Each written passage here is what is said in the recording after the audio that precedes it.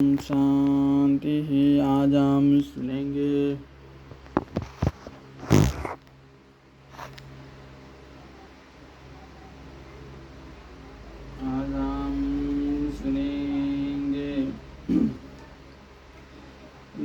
नैमिषारण्य प्रयाग और गया की यात्रा तथा अगस्त्याश्रम में लोमस जी द्वारा अगस्त्य लोपामुद्रा की कथा वैशंपायन जी कहते हैं। जन्मेजय वीर पांडव अपने साथियों के सहित जहाँ जहाँ बसते हुए नैमिषारण्य क्षेत्र में पहुँचे, वहाँ गोमती में स्नान करके उन्होंने बहुत सा धन और गोएं दान की।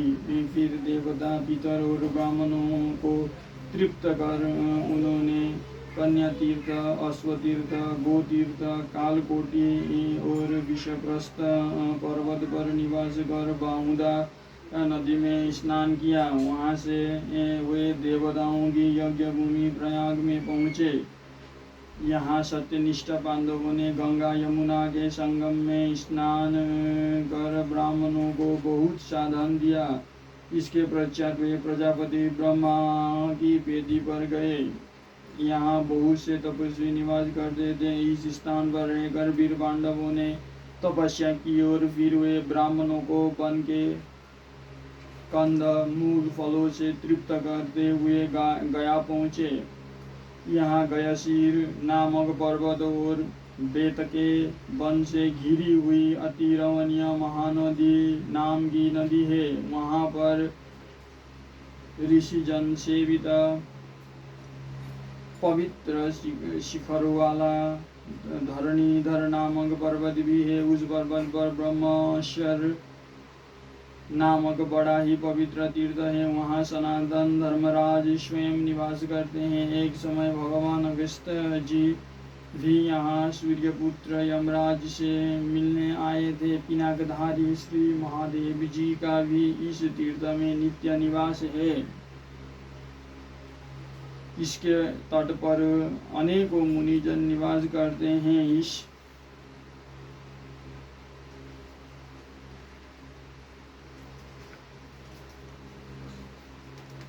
इस देश के सहस्त्र तपोधन ब्राह्मण महाराज युधिष्ठिर के पास आए। उन्होंने वेदोक्त विधि से चातुर्मास्य यज्ञ कराया हुए विप्र प्रवर वेदांग में पारगामी तथा विद्या और तप में बहुत बड़े बड़े थे। उन्होंने सभा जोड़ कर कुछ शास्त्र चर्चा भी चलाई। उस सभा में समट नाम के एक विद्वान और संयमी ब्रह्मचारी थे। उन्होंने अमृतर्या के पुत्र राजर्षि गया का चरित्र सुनाया। वे बोले, यहाँ महाराज गए ने अनेकों पुण्य कर्मों का अनुष्ठान किया है। उनके यज्ञ में पकवान और दक्षिणा की बड़ी भरमार थी। अन्न के सैकड़ों हजारों पर्वत लग गए थे। घी की सैकड़ों नहरें और दही की नदियाँ सी बहने लगी थी। उत्तम उत्तम व्यंजनों का तांता लगा हुआ था। याचकों को नित्य प्रति खुले हाथों दान किया जाता था। जिस प्रकार संसार में बालू के कण, आकाश के तारे और बरसत हुए मेघ की धाराओं को कोई नहीं गिन सकता, उसी प्रकार गाय के यज्ञ में दी हुई दक्षिणा भी गिनी नहीं जा सकती। कुरुनंदन युधिष्ठिर राजर्षि गय के ऐसे ही अनेकों यज्ञ इस सरोवर के समीप हुए हैं। इस प्रकार गयासीर क्षेत्र में चातुर्मास्य यज्ञ कर ब्राह्मणों की बहुत सी दक्षिणा दे कुंती नंदन युधिष्ठिर अगस्त्याश्रम में आए। यहाँ उनसे लोमस ऋषि ने कहा, कुरुनंदन, एक बार भगवान अगस्त्य ने एक गड्ढे में अपने पितरों को उल्टे सिर लटकते देखकर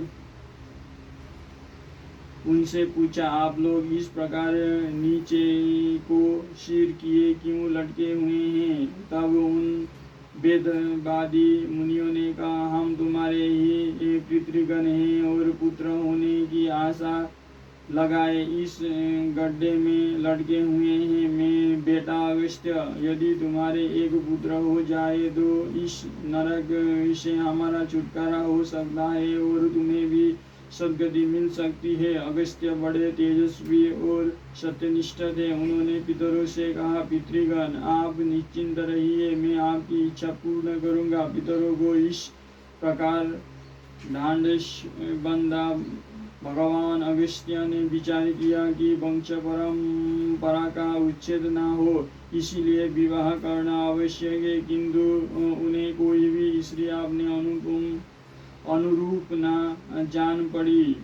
तब उन्होंने विदर्भ देश के राजा के पास जाकर कहा, राजन, पुत्रोत्पत्ति की इच्छा से मेरा विचार विवाह करने का है, इसीलिए मैं आपसे आपकी पुत्री लोपामुद्रा को मांगता हूँ, आप मेरे साथ इसका विवाह कर दे। मुनिवर अगस्त्य की यह बात सुनकर राजा के होश उड़ गए। वे न तो अस्वीकार ही कर सके और न कन्या देने का साहस ही। उन्होंने महारानी के पास जा उन्हें सब वृत्तांत सुनाकर कहा, प्रिय महर्षि अगस्त्य बड़े ही तेजस्वी है, वे क्रोधित हो गए तो हमें साप की भयानक आग से भस्म कर डालेंगे। बताओ इस विषय में तुम्हारा क्या मत है। तब राजा और रानी को अत्यंत दुखी देख राजकन्या लोपामुद्रा ने उनके पास आकर कहा, पिताजी मेरे लिए आप खेद न करें, मुझे अगस्त्य मुनि को सौंपकर अपनी रक्षा करे। पुत्री की यह बात सुनकर राजा ने शास्त्र विधि से अगस्त्य जी के साथ उसका विवाह कर दिया। पत्नी मिल जाने पर अगस्त्य जी ने उससे कहा, देवी तुम इन बहुमूल्य वस्त्रभूषणों को त्याग दो। तब लोपामुद्रा ने अपने दर्शनीय बहुमूल्य और महीन वस्त्रों को वहीं उतार दिया तथा चीर पेड़ की छाल के वस्त्र और मृग चर्म धारण कर वो अपने पति के समान ही व्रत और नियमों का पालन करने लगी। तदनंतर भगवान अगस्त्य हरिद्वार क्षेत्र में आकर अपनी अनुगता भार्य के सहित घोर तपस्या करने लगे। लोपामुद्रा बड़े ही प्रेम और तत्परता से अपने पति देवी की सेवा करती थी तथा भगवान अगस्त्य जी भी अपनी भार्या के साथ बड़े प्रेम का बर्ताव करते थे। राजन, जब इसी प्रकार बहुत समय निकल गया तो एक दिन मुनिवर अगस्त्य ने ऋतु स्नान से निवृत्त हुई लोपामुद्रा को देखा। इस समय तप के प्रभाव से उसकी कांति बहुत बड़ी हुई थी। उसकी सेवा, पवित्रता, संयम, कांति और रूप मधुरी ने भी उन्हें मुग्ध कर दिया था। अंत उन्होंने प्रसन्न होकर समागम के लिए उसका आह्वान किया। तब कल्याणी लोपामुद्रा ने कुछ सकुचाते हुए हाथ जोड़कर कहा, मुनिवर, इसमें संदेह नहीं कि पति संतान के लिए ही पत्नी को स्वीकार करता है, किंतु मेरे पति आपकी जो प्रीति है उसे भी सार्थक करना ही चाहिए। मेरी इच्छा है कि अपने पिता के महलों में मैं जिस प्रकार के सुंदर वेशभूषा से विभूषित रहती थी वैसे ही यहाँ भी रहूं और तब आपके साथ मेरा समागम हो। साथ ही आप भी बहुमूल्य हार और आभूषणों से विभूषित हो। इन कांसायव्यस्त्रों को धारण करके तो मैं समागम नहीं करूंगी। यह तब का बाना बड़ा पवित्र है, इसे किसी भी प्रकार भोगादि के द्वारा अपवित्र नहीं करना चाहिए।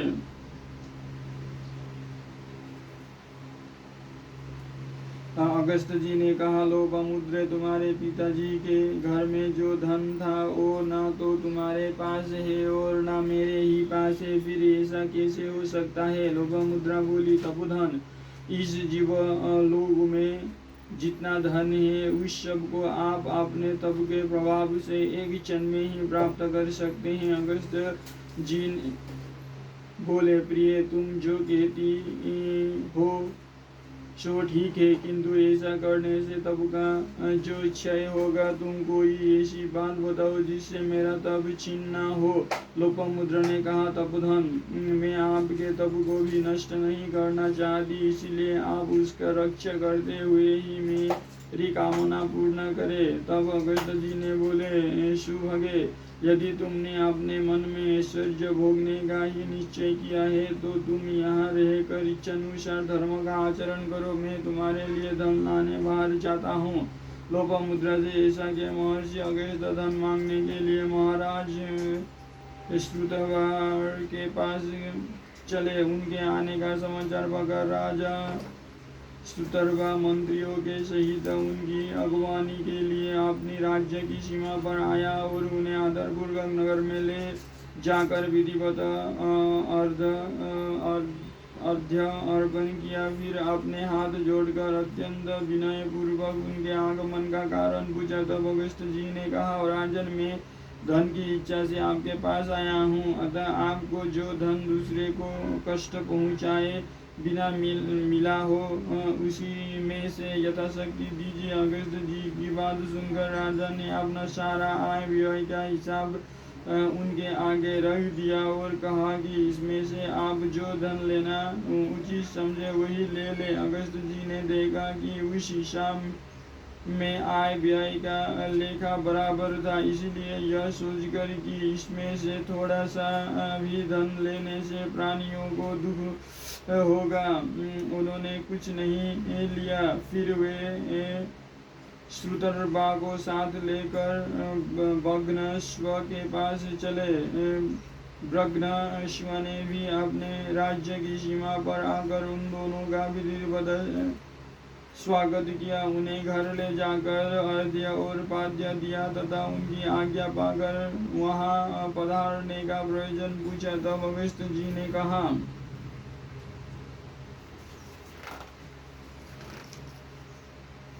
राजन, हम दोनों आपके पास धन लेने की इच्छा से आए हैं, अतः तुम दूसरों को पीड़ा न पहुंचा कर प्राप्त किए हुए धन में से हमें यथासंभव भाग दो। अगस्त जी की बात सुनकर राजा ने उन्हें आय व्यय का हिसाब दिया और कहा कि इसमें जो धन अधिक हो वो आप ले लीजिए। समदृष्टि अगस्त जी ने आय व्यय का लेखा बराबर देकर विचार किया कि इसमें से कुछ भी लेने से प्राणियों को दुख ही होगा, इसीलिए वहां से धन लेने का संकल्प छोड़कर वे तीनों कुत्स के पुत्र महान भगवान राजा त्रसदस्यु के पास चले। कुकुल भूषण महाराज त्रसदस्यु ने भी उसी प्रकार उनका स्वागत सत्कार किया। वहाँ भी आय व्यय का जोड़ समान देखकर उन्हें धन नहीं लिया।